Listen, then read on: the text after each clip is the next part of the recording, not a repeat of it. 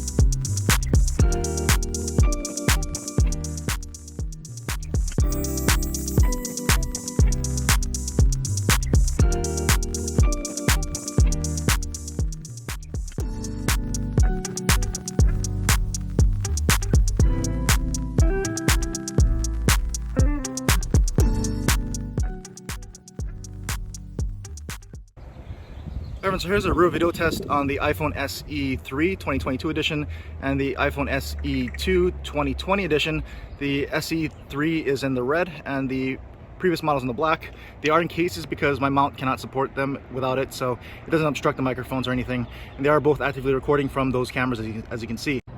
And so this is at 4K 60 frames per second from each of these cameras, which is pretty impressive that it can do that. And they are fully stabilized at 4K 60 as well. So we're gonna keep it here and we'll do this camera test. Check out the color reproduction. Really nice day here. I'm glad we have some clouds so you can see something defined in the sky as well. So lots of greens and blues.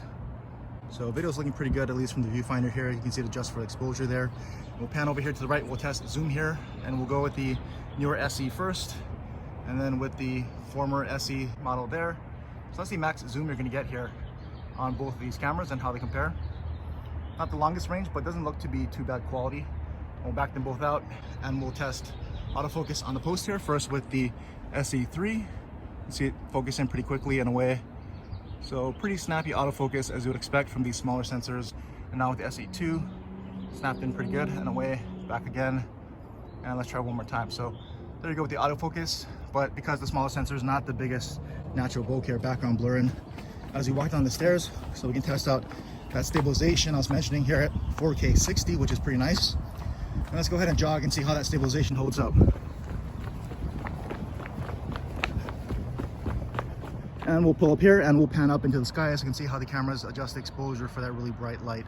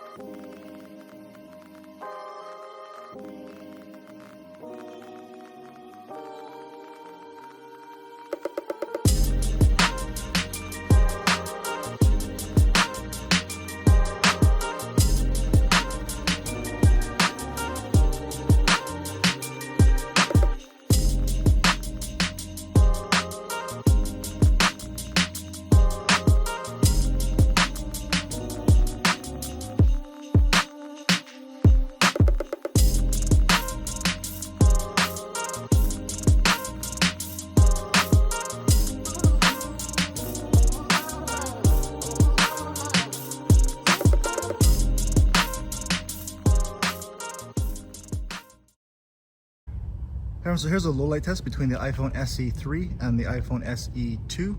This is the main lens, since it only has one lens on each at 4K 30 frames per second. They can record at 60 frames per second, but it gets a bit dark, so I'm keeping it at 30 frames here for this test. So I'm just going to pan around to give you a feel for how these cameras compare on the latest iPhone SE versus the one from 2020. You can see how they handle that really bright street light. Overall, not too bad. Most phones are pretty much going to flare that out just because of how bright that is.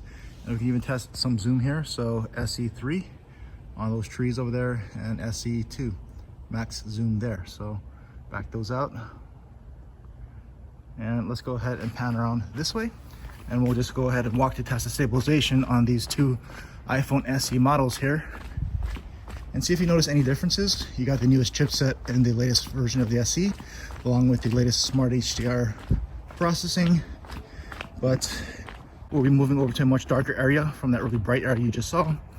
And as you're around the corner, it's already getting darker, but both these phones are actually trying to brighten up the scene more than what it looks like here with my own eyes, but not too badly really. You might see some noise because of that. As we pull up here, we'll pan up into the sky. It's a bit cloudy and overcast tonight, so you can see some of those clouds up there. It's not gonna be pitch black. And we pan this way, down this kind of darker alleyway, so a bit of a mixed lighting situation where you got some lights coming off the building here. You can see how this is handling it. Actually, overall, not too bad. So there's your 4K low light test on both phones.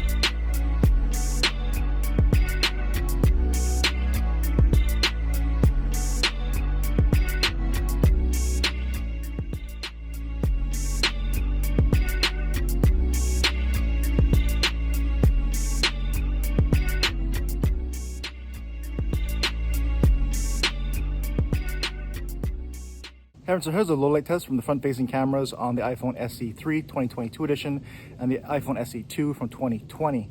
So again, these are recording at full HD, 1080p, 30 frames per second, which are their max resolutions and frame rates. I'm starting in my usual testing spot here with some pretty good lighting around me. You can see to the left and to the right of me.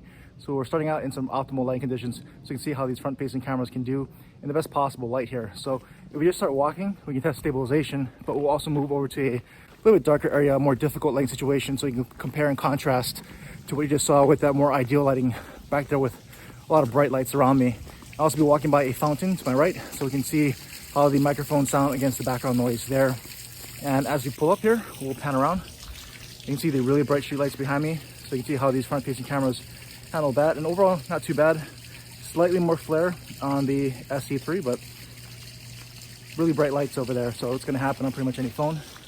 And let's move over here to this darker area. So it's not as dark as what you're seeing with these front facing cameras, because they're trying to brighten things up. So it's much darker to my eye, but because of that, you might be seeing some noise here.